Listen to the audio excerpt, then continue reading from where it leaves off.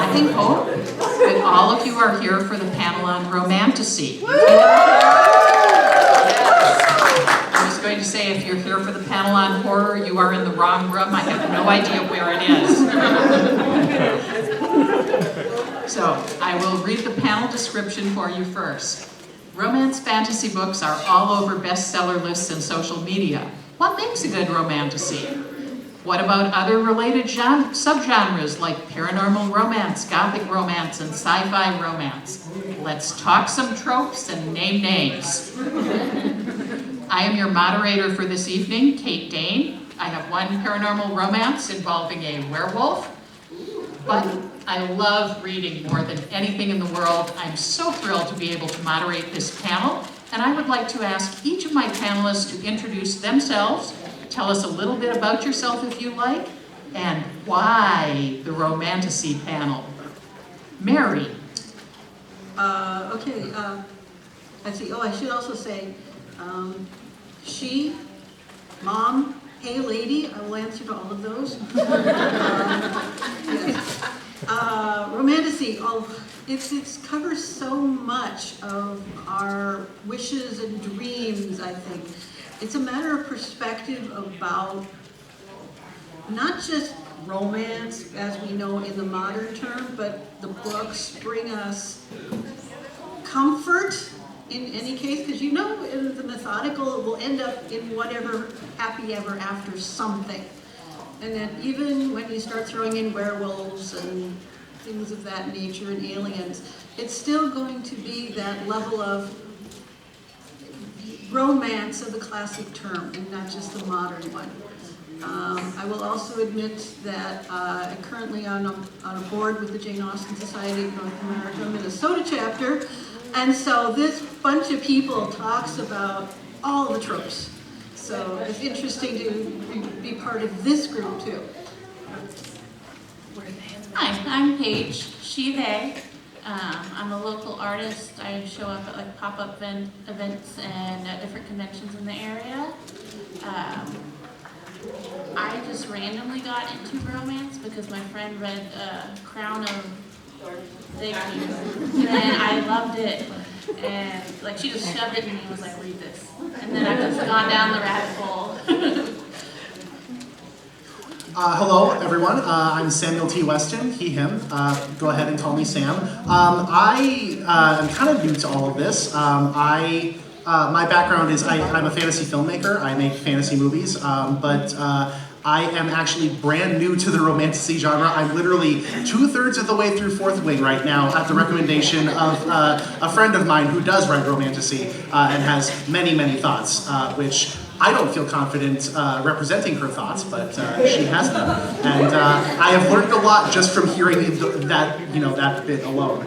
But yeah, I'm just happy to be here, happy to support all of you and learn more about the stories that you all are thrilled about, and yeah.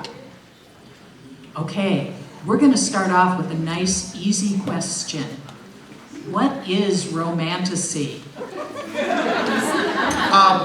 Okay, correct me if I'm wrong, but wouldn't that just be fantasy books with romance as the main element of the plot? I'm going to go the other way because I think any romance novel is going to be a fantasy thing. But I like throwing in that extra zing of, because it's going to be a will they, won't they, how they, get to the end of the thing. But it's nice to add those additional elements of aliens or vampires or things of that nature that makes it the extra for us in particular, because we all know the tropes. We've seen them all, we've read them all, and every book seems to come that same way. I mean, one of my favorite series is where all the characters, they're born with some curse on them and they all turn into some panthers and lions and tigers and they have to get married somehow. I love the series, it's wonderful, but it's like, okay, paranormal, throw it in there and make it an extra hard one. I at first thought it was just fantasy with added romance, but then as I was reading it, I started to realize that it was a very broad title and that a lot of things could be a romantasy, because like used to be obsessed with Lord of the Rings, and I'm like, that could be romantasy with Aragon and Eowyn. Not all of it, but you know what I mean. Just thinking like that, there's fantasy novels with romance in it already, and they're just expanding on that. What are one or two of your favorite romantasies? Sam, this may be a short list. You know, technically, I suppose The Princess Bride would count. But yeah, I mean, you know, Fourth Wing has been pretty fun. I'm definitely more into it for the you know, what's the word? What's the word? Crap. I had a really good take on this. Come back to me. Paige? Yeah. Space for Love by Emily Antoinette is one of my top ones. And maybe I'm Dating Mothman. It's kind of silly, but I enjoyed it. It was just fun and lighthearted. Okay, I can't remember the titles of anything, and only a couple of authors. Oh no, Christina Dodd, the one series I was mentioning about this Russian family whose kind of curse came down through the centuries, where the boys have to be cats by day, and they have to find it. It was a wonderful series until they figured out that, oh, the sons are all cats, the daughter's a firebird. And she said she's a firebird. It's like, okay, this is fascinating. And I also have to admit I read a lot of fan fiction, which turns into novels. And there is nothing like Jane Austen stuff for people to grab onto something that's already been done, and then, okay, let's just make everybody vampires, or everybody, you know, it's the same trope all the time, but let's just throw in this extra stuff. And I'm reading one where we're out in space somewhere, and it's still the same old story. You know, it's like, okay, keep going, you're throwing an alien now. I see a question, the yellow star. Hello, I'm fairly new to fantasy romance. I got into it from Legends and Lattes, but your discussion just made me realize that Twilight is probably romantasy. Yeah. Just had to say that. Fan fiction. You're welcome, and I'm sorry. Fair enough. Yeah, Legends and Lattes is a good book. So why are these your favorites? What makes the books that you love most in Romantasy your favorite?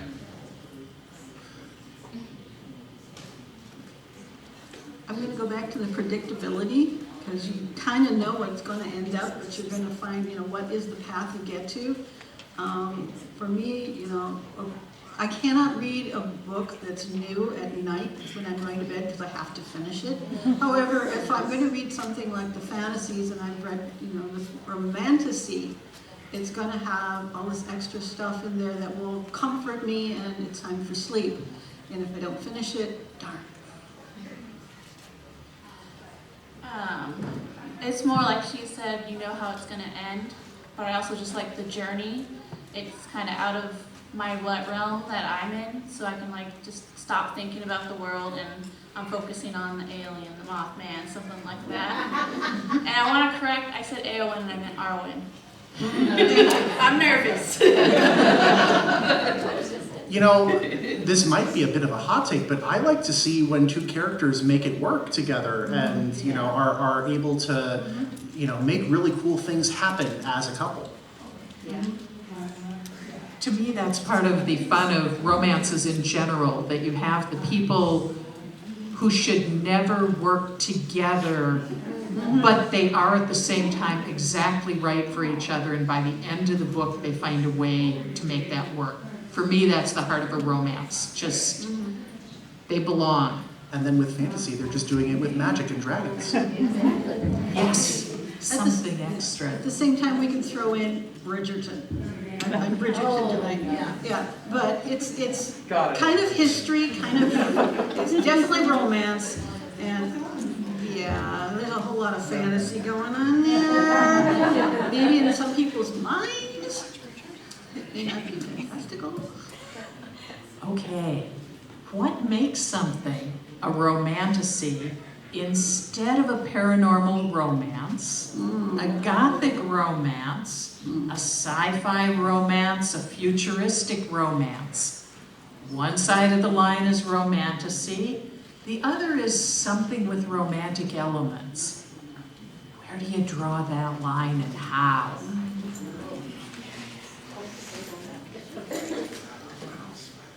I do have a pretty bold take on this one, being a fantasy writer myself. I feel like fantasy world building is an important element, wouldn't it be? I mean, because you can throw together mythical creatures in a romance plot, and you're still only at the level of like a paranormal romance. But for it to really be romantasy, it feels to me like it would need to have some of that like. Deeper world building and lore going on, wouldn't it? I keep coming back to a series done by Anne McCaffrey, and I can't remember the series, but it was all this family who's sending spaceships across the next space. They do this by their minds. And to me, that is a fantasy with some romance, because I know that they were still like, oh, I'm not going to get this guy because he's too stupid.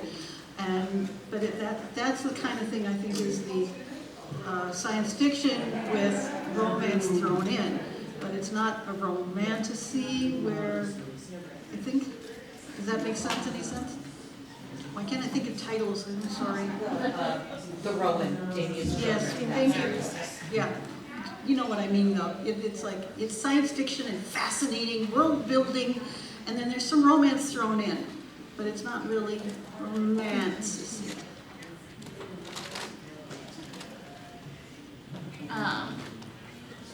I think, like Samuel was saying, romantasy is something that builds a world, so it's a little more than romance, but it has like a heavy romance plot. And the paranormal is more of something that's way out there, just something to enjoy. But yeah. Don't get me wrong, like Twilight is a perfectly valid story. It's a different category. And I think the category sometimes does confuse readers or authors. I have heard it said that if you can take a romance plot out of something, it's a fantasy with romantic elements. But if the romance is the heart of the journey, then you're more into the romance territory or romantasy, just depending on the focus, so that it can be a similar story with a lot of the elements you like in fantasy, but is the romance the heart? And I think I see a hand here.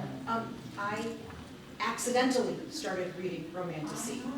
Someone recommended a T. Kingfisher book, Paladin's Grace. I'm reading this fantastic, character-driven fantasy novel, and 60% of the way through, I'm like, wait a minute, this is romance. And I'm not a romance, I'm like, I don't like romance. I love this. So I started looking for other things. That having that, you can't have one, the story would not work without either element. The fantasy, the world building is there, and the romance is driving and underpinning the character development. That I like. Yes. I think to add on to your point, the other thing that I've noticed in the ones that I've stumbled upon is the stakes. The stakes are a lot lower in the ones that I've read. Like, the main character isn't necessarily going to die forever. The dog never dies. They're kind of cozy. They're, to Mary's point, kind of comforting stories to read.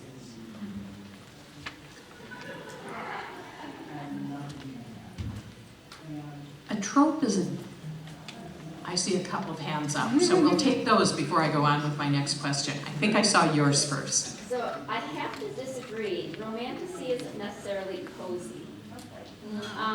You have like series like Zodiac Academy, which are soul crushing, but it's still a romantasy. And at least in my opinion, because it is driven by the dynamics of the relationship, it's really heavy, and there is a lot of drama. There is a lot of conflict, and so I don't think romantasy necessarily is always cozy. Maybe cozy is a subgenre. Cozy is definitely a genre within it, but yeah. Back of the room, is there anybody who needs me to repeat these comments, or are they coming through clearly enough for you without repeating them? I'm All right, seeing let me- hands up, so it sounds like we're getting good audio. I've got another couple of comments. The fan. Is Twilight separate from Romantasy, or was it published in a meta that was not well defined or optimized at the time? I mean, didn't Twilight kind of like set the whole tone? Like that inherently is required, or, you know, by being the first one to do this, like they are already going in, you know, any new thing is going into a genre without much definition to it. And then, you know, the people who follow on tend to define and codify what that genre looks like. This is true across, you know, a lot of literature. Twilight started off as fan fiction from Pride and Prejudice, Oh, and really? then Shades of Grey was the fan fiction of Twilight. Right. So, there's a lot of I read a lot of fan fiction in this genre, and it's like it's all there in that same stuff. And it was she got lucky and got published. Lots of hands that have gone up all over. I will try and get to everybody. Okay, this is a good follow-up to what was just asked. Romantasy is just exploding in popularity, and when I see new trends come up in literature, sometimes it seems like there's something in the culture that's driving it, and sometimes it seems like it's a breakout book that draws everything along with it. And then maybe there's also something to people's deep exposure to and engagement in fan fiction, which kind of moves in a romantasy direction. Why do you think that romantasy is popular now? It's just a method to escape. It's the escape. You can combine your interests. Some of my favorites of the stuff I read, the romance plus mystery. I love the mysteries that do that, and then you start throwing in, you know, the space people, and it's like, yeah. We're going to different places. We're seeing more than just the moors where Heathcliff is waiting. Okay. I don't know if this is quite going to answer your question, but it strikes me that the film industry has been really biffing it on rom-coms lately. And so it's interesting that romantasy now comes up as sort of a way to supplement and replace that vacuum. That's a really interesting take. All of this is interesting. Orange Square.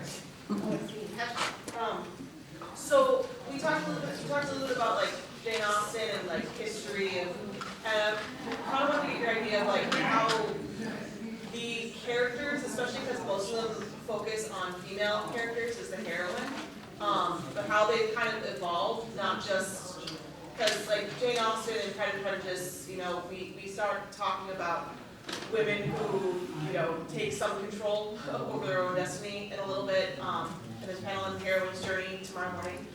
But what do we see as like the evolution of the main character, or even like the psychological evolution between then and now, and is that representative of what we want, kind of as like our aspirations as a person, or is it the society, or is it kind of just reflective of what people think is PC and what they can get away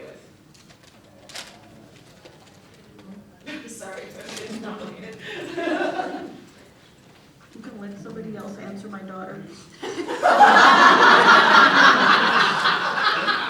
Wait out, me mom.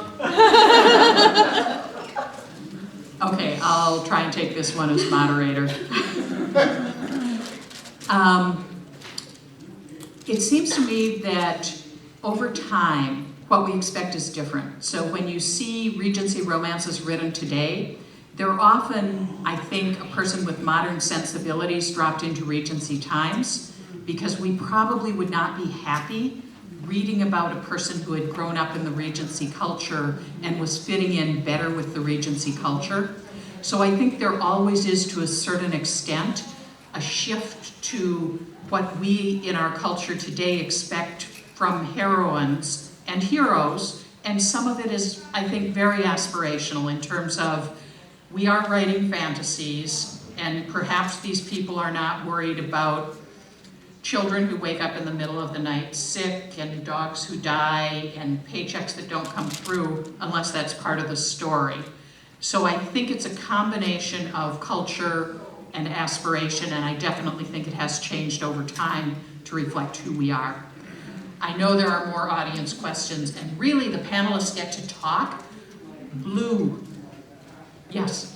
Sorry, I just kind of wanted to go back to the idea of Twilight being the first, because I kind of would say everything Twilight did, Vampire Diaries did in the 90s and did it better. I will fight people on that. It just didn't achieve the big bestseller breakout status. And I would argue Vampire Diaries does have that whole other universe. Yeah. That's fair, thank you for that correction. Did I see a yellow hand somewhere over here? I think I did. I mean, I also fell into fantasy with Maria Grace's Jane Austen Take Off with the Dragon. Oh, I love that And series. one of the things I love about her is she has the independent-minded females, but she makes it very clear that these people are all outliers. And we as modern people love the characters, but the people inside are like, what the hell are you doing, woman? I will address a little bit of that plus earlier, because we are looking to power women, and that's why I think some of the fantasy and everything is coming out nowadays, that at the same time we are also introducing same-sex romantasies, and that can be easier for some people to accept if it is fantastical, you know, space or, you know, fairies or whatever those. I think it's easier to accept with that, and yes, we all want to be in that kind of realm of it's all accepted, and here's how we're going to do our next steps. It has been something that I talked about with my friend who writes Romantasy. Her name is Victoria Parra, by the way. She's awesome. Anyway, one of the things that she was quick to bring up with me in the research conversations about this is that like a lot of the grounds that's being or a lot of the new ground that's being broken in Romantasy does tend to come from queer authors about queer stories. And I think that that's a really important dimension we should really keep in mind as we're going through this conversation. And I think green, hashtag, I guess. Yeah. So do you guys have any specific recommendations for queer romantasy? There's a list up front. I understand there's a lot of them. I actually attended a book club, and they were queer, people saying, "Oh, you gotta read this version, this book," and I was like, I didn't write those down, and I apologize. But there's a lot of them. There's one called Rune Song. It's really good. I can look up on my phone the author. I don't remember off the top of my head. That's one of the first one I read. R-I-M? R-U-I-N.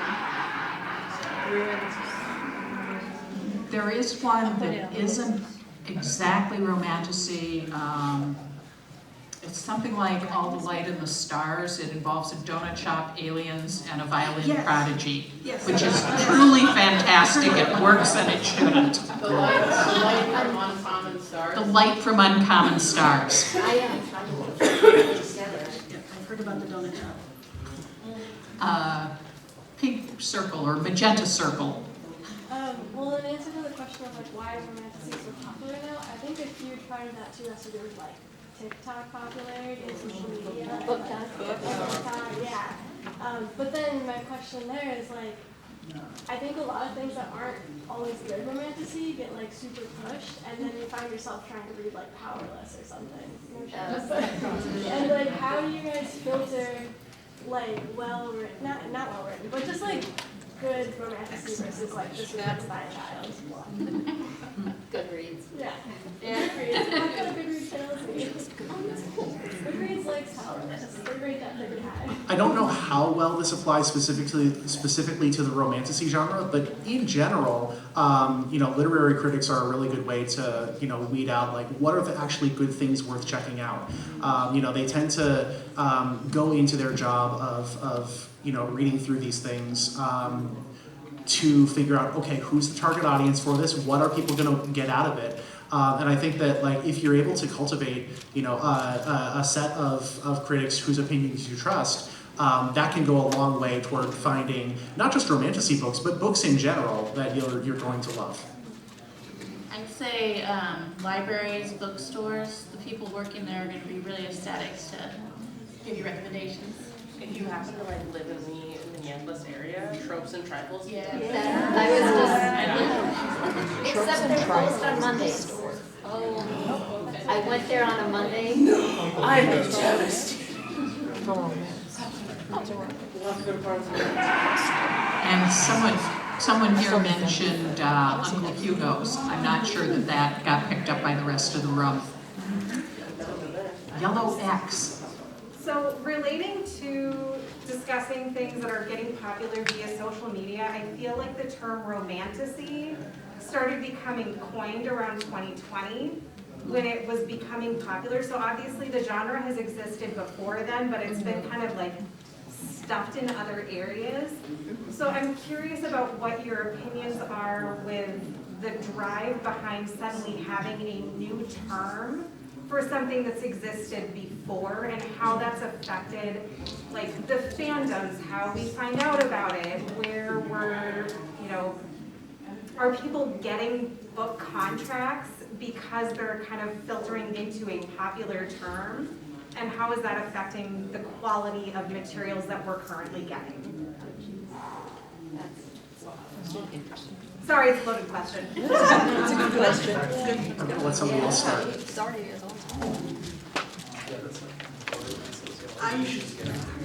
okay, back to I like reading fan fiction in a certain genre, yeah, but I can also narrow things down. But then I go, oh, hey, look, this book and this author is on Amazon. And I go to those author pages and I start reading about, oh, look at all these other similar books of this nature. Oh, so I look at them, I don't know why them, but I'm checking them out. And I think that's some of where the modern is following along, because if this is popular, then this other things, and I see some of the stuff I've been reading, oh, it's gone from the fan fiction site because they went over to Amazon and they're selling their book. Okay, so obviously somebody thinks that these are popular, and so the more they sell, the more they sell. And how do we find these? I don't know, because I was going to recommend the next chapter is also a good bookstore. Research memetics. Mm-hmm. That would help. Okay. Memetics and how they spread. Right. Ideas can have momentum. I do think that what tends to happen is that if there is a book which becomes a hit, they try and put a label on the genre. So I think Fourth Wing and a few others. Yes. A Court of Thorns and Roses. I think there were some really big books, and as soon as there are a few books that really sell well, the industry wants to put a label on it so that they can sell more like this. And it's easier to say more like this and have a name than it is to say, well, this is a book like. So I think probably there is some industry push when you get a few really top-selling books that have a fandom to put a label on it. But that's my personal opinion. I think it's also important to think about, the people who will write something to follow on to what made the big breakout thing popular. We saw this with Twilight, we saw this with The Hunger Games, for example, sparked a whole young adult dystopian genre, as we called it. But really, I mean, it's still, a sci-fi dystopia in the same way as 1984 or Fahrenheit 451. These books existed before the term was coined. It's just that a lot of the things that came after it tended to follow on to the one that got really popular very recently. And I think that might be a thing that we're seeing similar to here with Romantasy. I don't think that that's a bad thing at all. I think it's great that, this genre is getting more exposure and, has so many ardent fans. It's just, it feels like it's part of a pattern. Yeah, go ahead. The yellow X at the back of the room. To go off of that, since it has so much momentum, what do you look for as readers to stay away from AI-driven? Good question.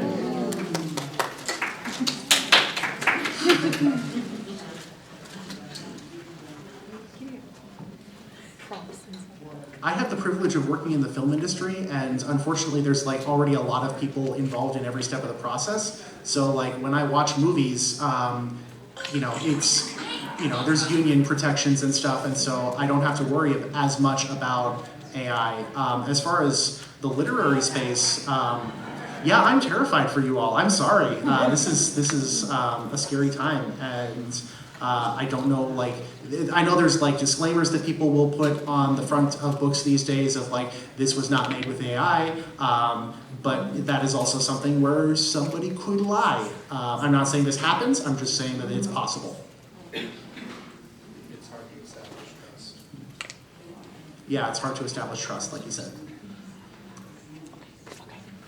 Paige, Mary? I will address that as, yes, I'm afraid. I'm not sure what I'm reading, because it's quite theoretically possible that somebody, pulls out their stuff and starts something and then they lets the computer write whatever.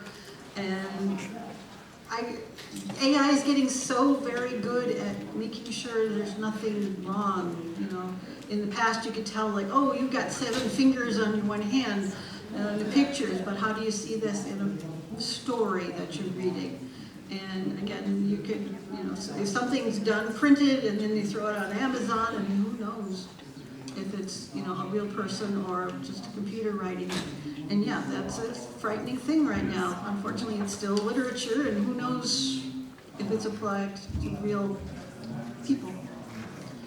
To be honest, I actually have not thought about AI in writing, and that's a sad thought.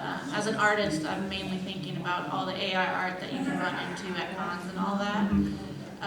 But I like to think maybe shopping local authors and things like that would help pave the way. Blue hashtag. Kind of piggybacking off the AI, kind of a related problem is when someone tries to clone a popular author and then do an AI version of their work. So people think it's something written by someone, and basically, unless you have really, really big followers to yell at Amazon, you won't take it down very much. Are people toward the back of the room still hearing everything, or do we need to repeat some of the comments? I'm still getting thumbs up, so it looks like the audio is still working fine, and we can keep having a conversation. Sorry to interrupt.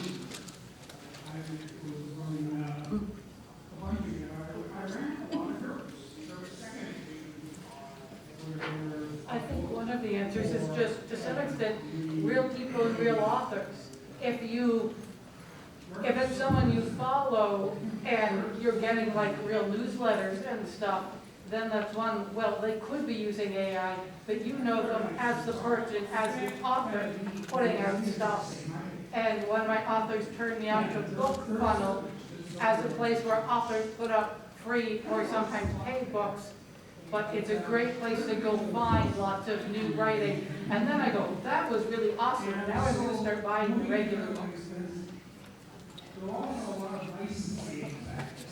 Okay, I'm not seeing hands currently, so we can, oh, there's one waving, blue wave.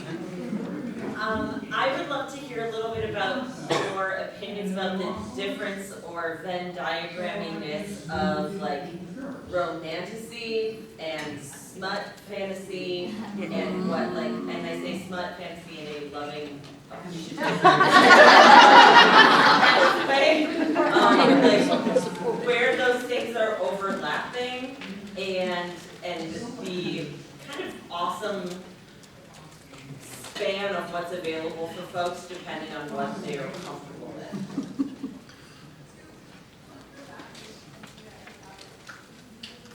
Okay, I guess I'm gonna throw in there because some of the stuff is, I will read everything and I've discovered my preferences. You know, the bedroom door is a nice thing to close. But I have read all the good stuff too. And, you know, the bedroom door is closed, I'm fine with it, but it's highly descriptive, doesn't need, I could go back to the title, I cannot remember the title of this little fairy queen, princess, whatever, not a fairy princess, I guess the title. Not just a fairy princess. And, you know, it's like, okay, we're going to do this over and over and over again. It's like, I'm tired of this now. What's next? Let's go back to the story. So what's the Venn diagram? I guess it's a preference of your, you know, personal preference there. Again, it's like, yeah, okay, they did it. Good. On to the story.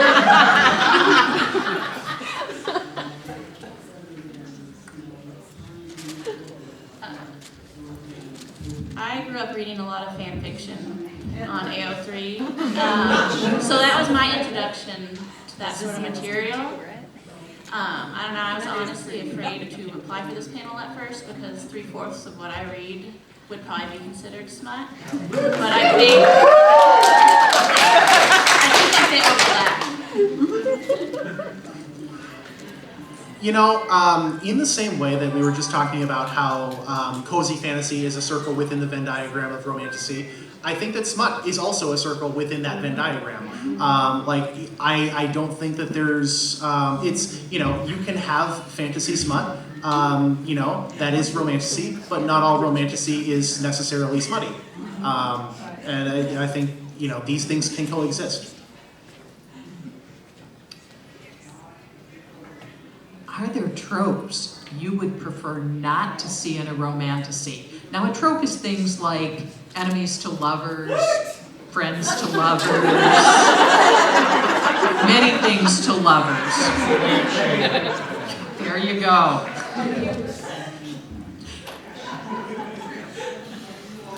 I heard abuse over here, and it's like, yeah, that's.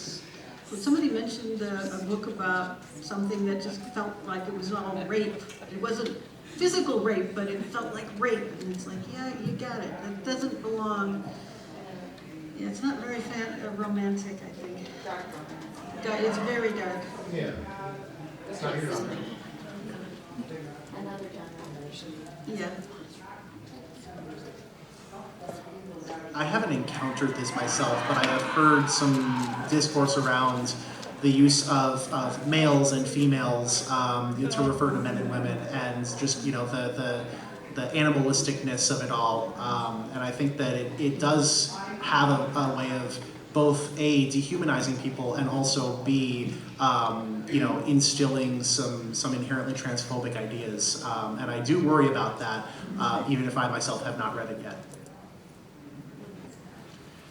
So what are some of your favorite tropes?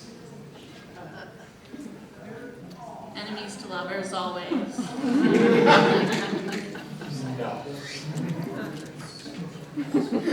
I get a kick out of the tropes where people, I don't really know how to get around this, but anyway, you know, like only one bed or cuddling for one. It's hilarious to me how, like, you know, they're trying so hard to not have feelings for each other, even though they very much do.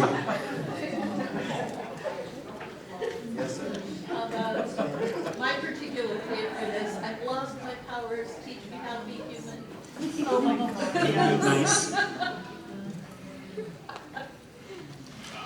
We all have our specialization. One of the classic ones is the adventure, and you have to go on the adventure together. you're not necessarily enemies at the beginning, but you gotta be there and work together. And maybe by the end of it, you're actually more than friends. That's, Shannara keeps coming to mind on that one. Yeah. Stardust is another good example. Yes. But those don't always come out as romantasies. It's more of the adventure and romantic. Yeah, I like those though. So we have seen, I think, a number of romantasies that have been sort of the, let's call them somewhat medieval fantasies. We've seen a lot of romantasies that I think are fey romantasies. What other types of romantasies do you think might be out there that would be fun? Whether you've seen them or whether they're a glimmer in your eye.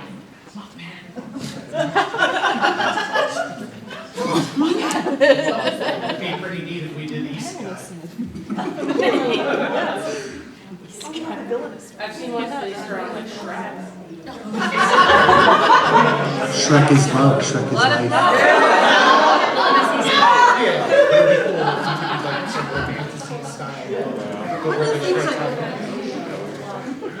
One of the things I kind of wish we could get a bit more in the fantasy is we are so stuck in our American perspective that it would be nice to be able to see the way the world is for other cultures and other parts of the world and creating that, oh, that's the romantasy.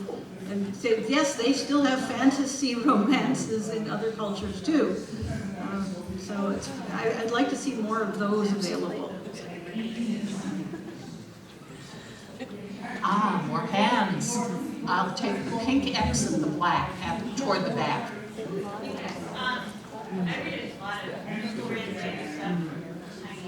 Yes.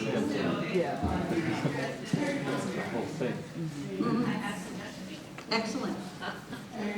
And I'll take the green scar, the black mask, yes. So I'm a librarian. I was just at the American Library Association meeting, and there was a great panel, and it was actually about found family in genre fiction. But one recommendation: a brand new debut author. Her name's Maddie Martinez. She has a book called The Maiden and Her Monster, which is based off of Jewish folklore and the Golem and Forest, and it's also sapphic, so those of you who are looking for a queer story. And she was really interesting and talked about, there's a lot of things in there, but that the love story really drives it, and that she wanted to write a story about a hot, sexy monster in the woods. And so, a recommendation for her. Thank you. And I think I saw, yes, green hashtag. Yeah, we were talking about recommendations for non-American, non-European tradition stories. The isekai genre in anime and with light novels are an excellent source, and they have their own series of tropes.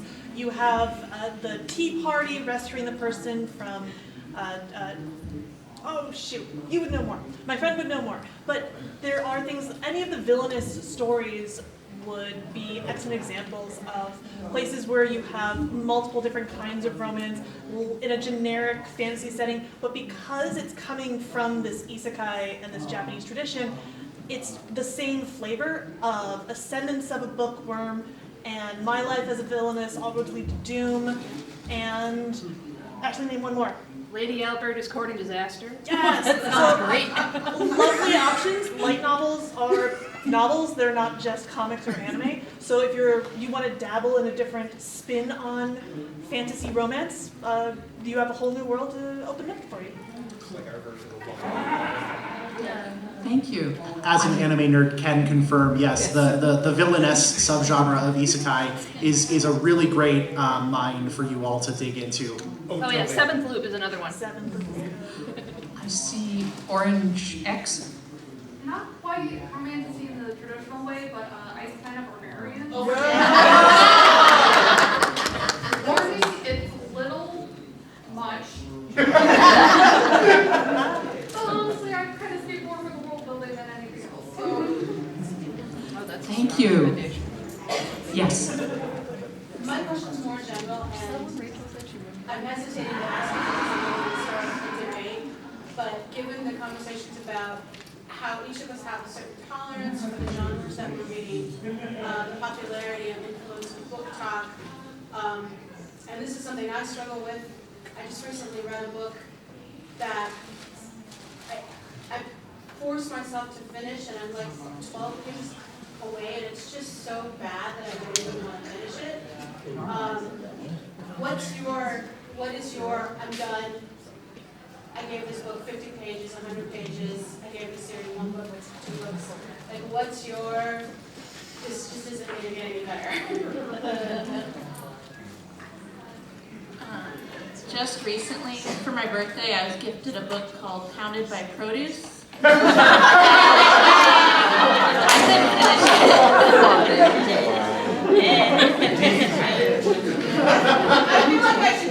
That sounds like a Shrek tingle. I've never finished. I guess if I get bored of it, there was a mystery book that was utterly fascinating. It was about a pickle. I can't remember the title, but it was about a murder in a porta potty at the Renaissance Fair. And I thought, oh, this sounds interesting. I got partway through and it's like, nope. You took it away, I had no interest in it anymore. So yeah, I think I got into like 3 chapters. If I'm bored. I'm sorry, I'm not educated enough on the genre to really have an informed opinion on the question. If you're not excited to figure out what happens next, probably put it down. Yeah. Front row person. So I have a question for you guys. It's very common that you'll have the heroine be like 20 years old and the MNC 300 years old. How do you feel about the typical generational gap that happens in a lot of romantasies? And then do you have recommendations for books that might have a heroine that is 40 or 50 years old and maybe like, you know, that age gap of why are all these females in their like 19 through 24 years old? 19 through 24. I read one recently that was called Meditating with Minotaurs. And it was an adult, like they all had grown children and all that, and I thought that was a nice change. Lots of smut actually has lots of different age ranges because so many people like so many different things. So it kind of finds the niches out. Amazon for midlife romance, there's actually an entire genre of us 40, 50-year-olds finding magic and whatnot. Green. Yeah, I just wanted to say, thinking about your question, right, with the 300-year-old dude and a woman who's like in her 20s, I think to myself, wow, it took him 300 years to figure out how to be decent enough to shoot.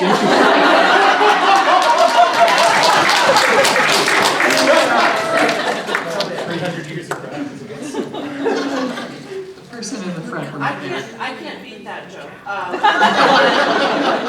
I was going to recommend A Discovery of Witches. Yes. She's 37 when the first book begins. Wow, they really aged her down for the adaptation. Yeah. I just have a different recommendation. It's more of a cozy one. The Cottage Around the Corner. She's in her like early to mid 30s, I think, and he's like around her age. And it's very cute. It's very cozy. The yellow X. Yep. In romance, the standard trope is that the gal is interested, may or may not be interested in the guy. She's somewhat successful at whatever she's doing, her job. He is more successful. You have some adventures that go on between them. He may not recognize that she's special.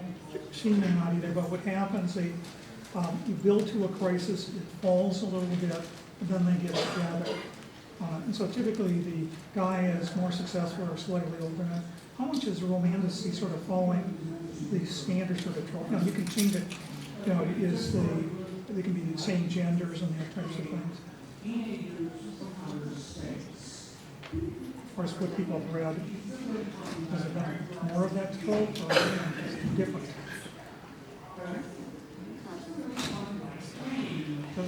question. Stump is a good word for it.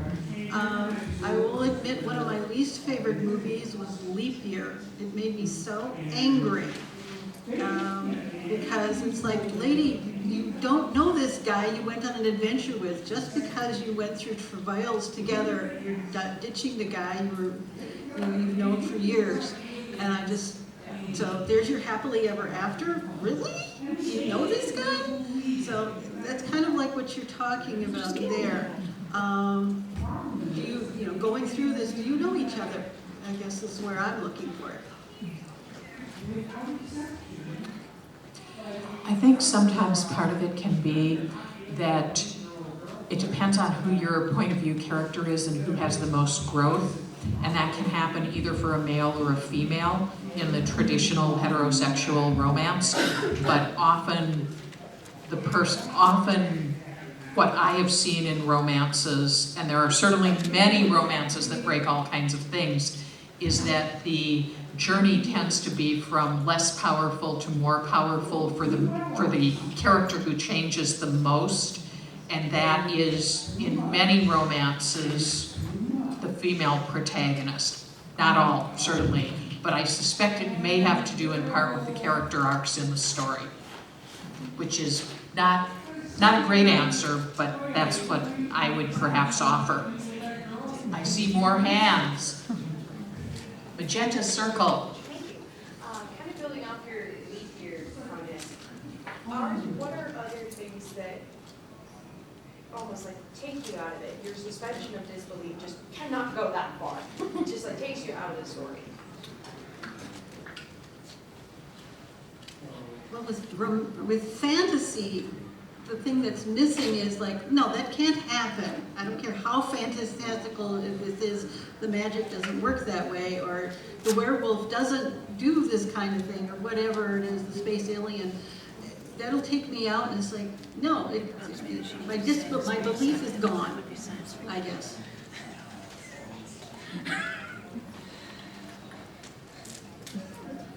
I don't know that I've ever ran into that, to be honest. Actively escaping something for hours when they never have run in their lives. Yeah.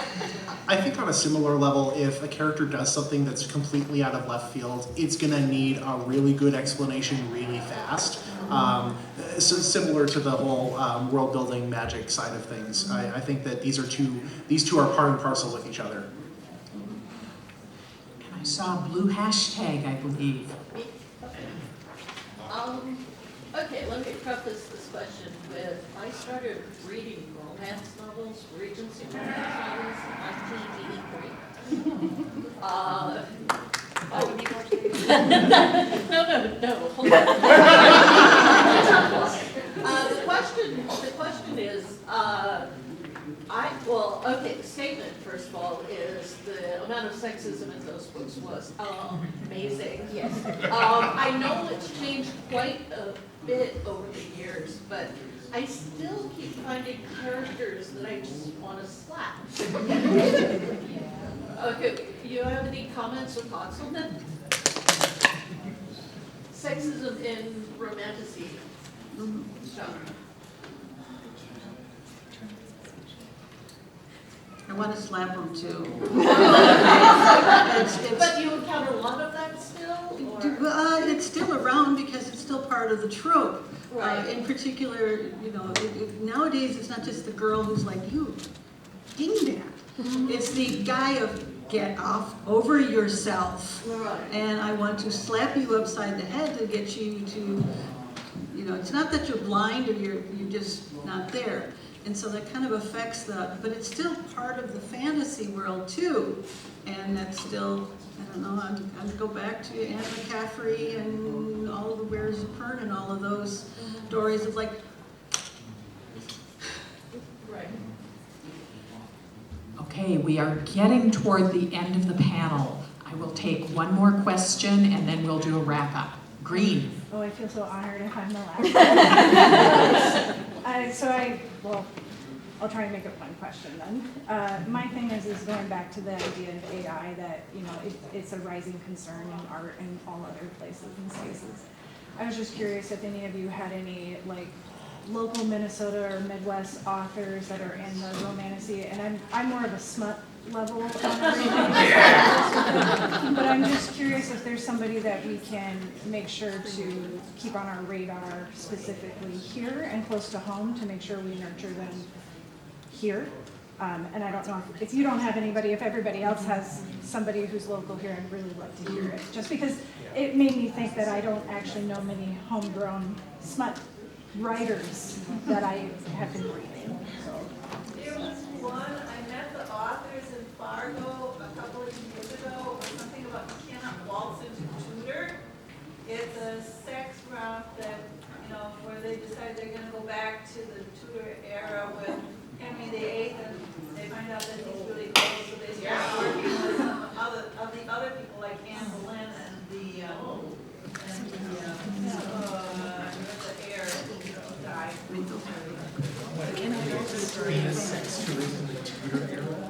I do want to plug once again my friend Victoria Parra, who is a Romantasy writer. She's based out of Kansas City, but still Midwest. And yeah, wonderful. Parra, P-A-R-R-A.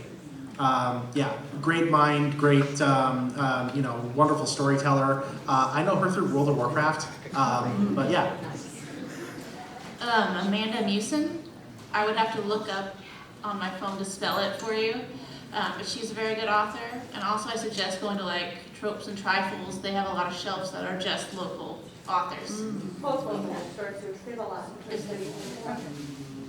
I went there once during Christmas. It was very busy, so I'll try again. If you go like sometime in the middle of the week or just on a random Saturday, it's fantastic. The people are also super nice if you have any questions. This has been such a great discussion, but they have told us that we have to try and keep the panels running on time. So,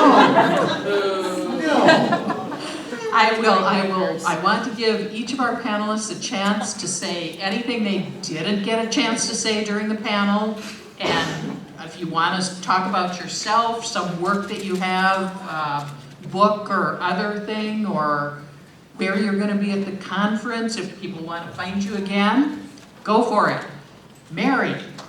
Okay, I guess I'm at the end of the table. I'm happy to do this. This is my only panel, but I'm happy to be here anyway. But yeah, there's so many fascinating books out there. It's just like keep reading, keep reading. I started out, I was not a romance reader until my daughters actually got me reading the actual romance. Yeah. I used to be, it was horses, it was mysteries, it was things like that, okay?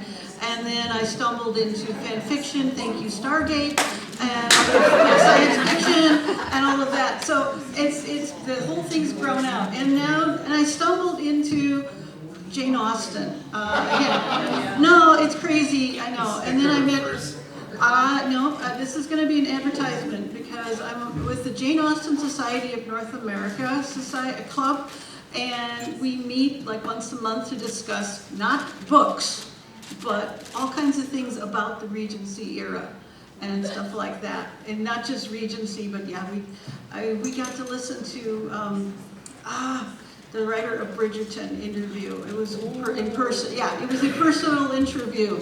And if you're interested at all, I have postcards that, from registration. I believe if you're a college student, it's free for the year. So if you're interested, I've got postcards for this. Read it all, please. Read it all. Even if you go, I'm bored, but I'll try. Plug your art. Yes, I do have art in the art show today. Do you? I don't this year. Oh, darn. My next panel will be at 10 p.m. tonight. It's over Has Been Hotel and Hell of a Boss. Otherwise, yeah. I've got 4 more panels this convention, 1 on Friday, 2 on Saturday, 1 more on Sunday. As far as what I do, my production company, Battle Mage Films, we make fantasy movies up in Duluth, and we've got a really, good, group of people coming from a lot of different perspectives, just coming together to make cool fantasy movies. You know, we've got some really cool things on the horizon, and I have a feature film that we've made. Anyway, you know, buddy comedy where people team up and fight crime. You know, and one of them thinks he lives in a fantasy world. Anyway, battlemagefilms.com if you want to look up any of that. Battle Mage Films, yes. And I will do my own promotional announcement. We have a writers conference for people who like story and like to write stories and like to talk about stories. We will be running in June of next year. We are here in Plymouth, Minnesota. Our conference is called Narrativity. I have flyers if anyone wants them. So, but what I want to say most of all to all of you is you love books. Books are a good thing in the world. The fact that you can find the story that tugs at your heart, and you can find more of those stories and more is magical to me. And where you find them and what those stories are and how they speak to you, it doesn't matter. What matters is that you have a place to go which is comfortable and happy and a really fantastic future. Here, here.